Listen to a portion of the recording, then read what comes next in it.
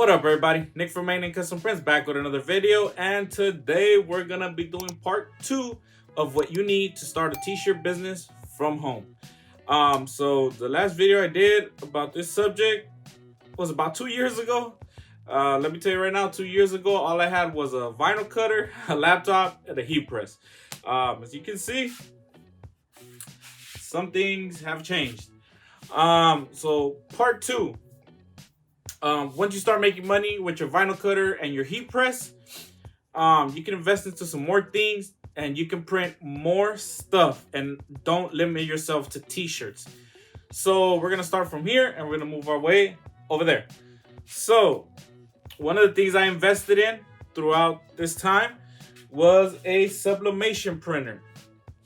This is an Epson EcoTank 2720 using Cosmos ink.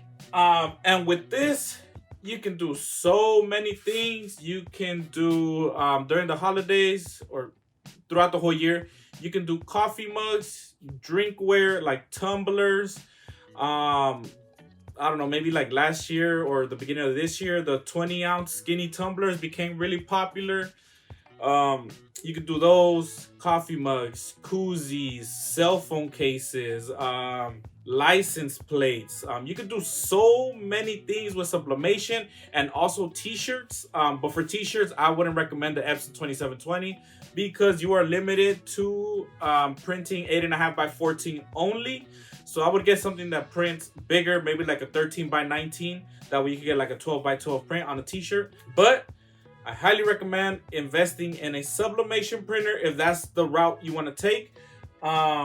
Eco tanks are very good. They waste very little ink. The only issue with these, you leave them sitting, you will have issues. I'm currently having issues with this one. I'm selling it. I invested in a Sawgrass SG500, which I will have videos once I receive it. That's also another option for you guys, the Sawgrass SG500. It's a little bit on the pricier side, but that is a true sublimation printer only for sublimation. These are inkjet printers, meaning your regular basic printer, kind of like this one that you can use in an office or whatever, but you just put sublimation ink instead of the regular ink. So that's one thing I would tell you guys to invest in if that's the route you want to take. Another thing, this is just a regular basic printer that you just need in every office. That's my Cameo that I had from the last video. Still very good. Still works good. Still use it every now and then. But let me show you the upgrade that I got from the Cameo. All right, so the other thing that I invested in was, gunshot, was this bigger vinyl cutter. So like I said, I still have my Cameo, but I decided to invest into a bigger vinyl cutter. So this is a 35-inch US cutter SC2. It comes with a stand and everything. You could roll it around and all of that, but here in the office, I need a room down here. In my garage, I need a room down here. So I kind of just put it on this little shelf and put boxes under. That's not important. US cutter. The reason I invested into this is you can do larger decals. Cameo, you're limited to 15 inches wide. You could cut as much as you want long. You could put pieces together if that's how you want to do it.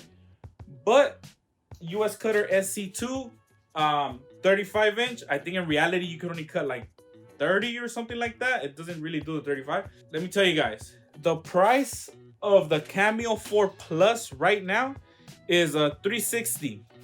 The price of the US cutter 28-inch, that's where it starts, 28, 35, and I think 53 or something like that. The starting price for the 28-inch US cutter SC2 is $450. Cameo Plus 15 inches, $360. US cutter SC2 28 inches, $450. It's around the same ballpark, but look at how wide you can cut. You can do larger decals. Doesn't really matter for t-shirts, because t-shirts you're never gonna cut this wide. This is literally for like larger decals. They use this shit for window tinting and stuff like that. Yeah, that's something else I invested into. US cutter SC2. Another thing that I invested into, let's move on this way, All right, so another one of the things that I invested into was another heat press. 2 years ago when I did the video, I was using my Rincon 15 by 15 heat press clamshell.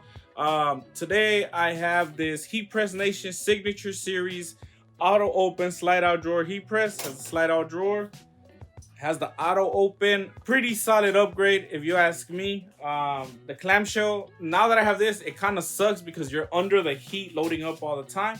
You have the slide out drawer here, load your shirt, slide it back in, press it. Way better quality heat press. Nothing wrong with that one though. I'm actually selling that one. If you're interested, DM me on Instagram right here. 591 presses on that one. Still kind of new, not that used. But yeah, this was another one of my upgrades. Also, this workbench to put my heat presses. Also invested into that. So little by little, I'm investing into different things. Doesn't mean these are the things you have to invest in. Like I always said, stay within your budget. If you can't get the 35-inch US cutter, get the 28-inch. If you can't get the Signature Series with the slide out drawer auto open, get the one below that. Stay within your budget always, or buy this one off of me and you can start with that one. Yeah, always stay within your budget. Don't go broke trying to buy all this nice equipment. But yeah, this is probably a short video. Those are all the upgrades around here. Like I said, 2 years ago, started with a Cameo, a laptop, and a heat press. And now I got another heat press, a bigger vinyl cutter, and the sublimation printer. And actually, that is not it. When I did the video a while ago, I did not have my business license, EIN. I didn't have nothing. I took my business legit. I have a business license, EIN, seller's permit. I have everything. My business is running legit. Not running it full time. I still have a regular 9-to-5 job, but my business is legit. I'm reporting on my money, paying taxes, whatever I need to do. I took it legit February of 2021. So once you get your business up and running, I suggest you guys do that. You want to run your business legit. I know to start off, you could, keep it as a side hustle, make some money. Once you start making money, take it legit, register your business, get your business license, seller's permit, EIN, all kinds of stuff. And then from there, it opens up so many more doors for you, because another thing you can use to start your t-shirt business is wholesale accounts. So without a seller's permit, you're buying shirts from Jiffy Shirts. Well, that's where I used to buy Jiffy Shirts when I didn't have a wholesale license. There's websites that sell it cheaper than Jiffy Shirts if you have a wholesale license, because you need to make a wholesale account. Another thing I started using, because back then it was just vinyl. Another thing I started using are screen printed transfers. So I don't just use vinyl anymore. I use screen printed transfers. I'm sure you guys have seen all of my videos about screen printed transfers.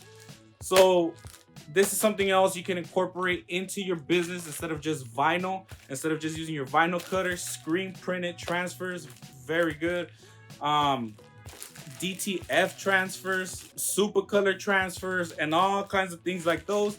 And a lot of these places, when you have your wholesale license, they will give you wholesale pricing.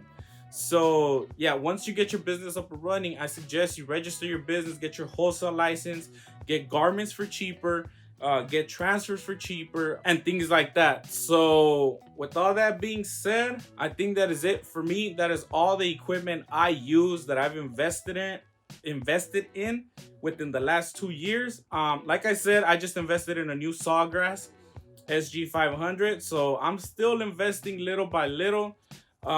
Maybe I'll have another video in another 2 years with more equipment.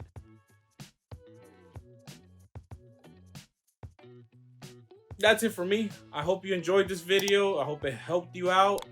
If you like this video, give it a thumbs up. Make sure you subscribe and hit the notification bell. Make sure you follow us on Instagram, TikTok, all that good stuff. And that's it for me. Peace out.